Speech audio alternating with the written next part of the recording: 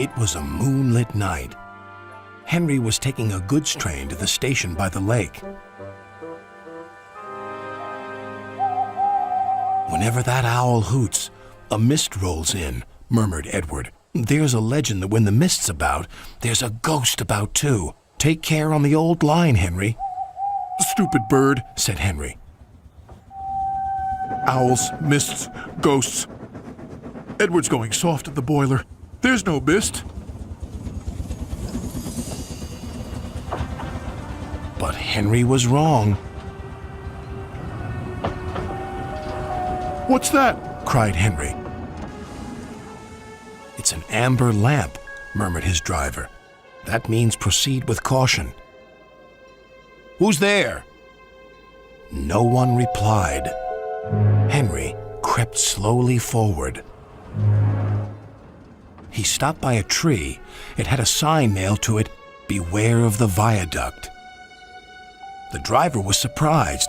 No one warned us about that before. And look, the signal's red. And the gates are closed. And there's a fogman's coat. But where is its owner? Then they saw a light move within the station building. "Ghosts!" exclaimed Henry. "Edward was right." "Something very strange is happening," said his driver. "I think it's best we go back."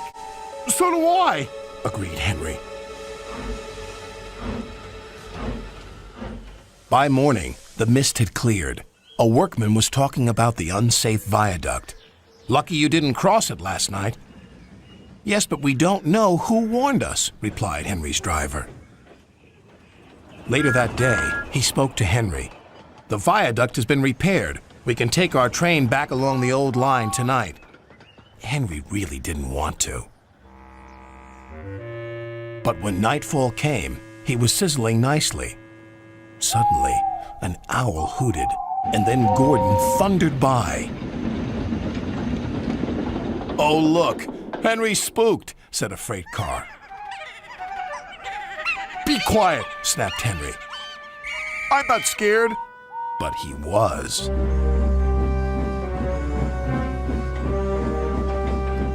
A little later, the fog came down. As they approached the same area, they saw the amber light again. "Here we go," said Henry's driver.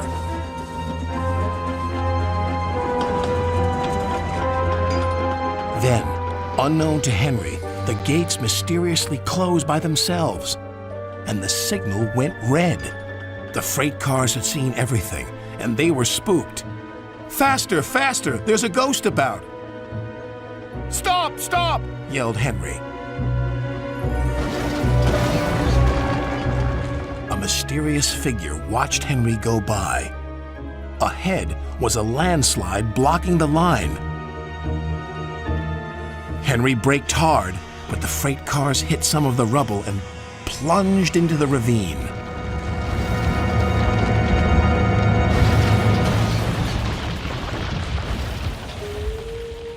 Just then, Henry's driver saw a strange sight coming towards them. "What's that?" he said. The fireman laughed. "That's our ghost. It's Old Bailey, the fogman." Old Bailey was very cross. "I tried to warn you about the viaduct. Why didn't you pay attention?" "We're sorry," replied the driver. "Is there anything we can do to thank you?" "I'd like to operate that old station. If you let me, I promise I won't spook Henry again." And in a little while, Old Bailey's wish was granted. "You and your station will be really useful," said Sir Topham Hatt. "Let's hear a hearty thank you to the friendliest, ghost on the island." Everyone cheered, especially Henry, who was the happiest of all.